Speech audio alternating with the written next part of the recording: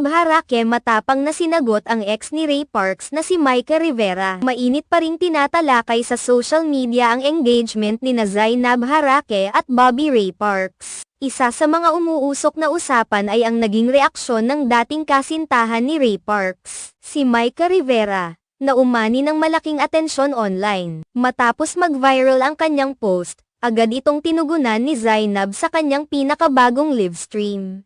Sa kanyang pagbabahagi, ipinakita ni Zainab ang kanyang kasiyahan tungkol sa kanilang engagement kay Bobby Ray.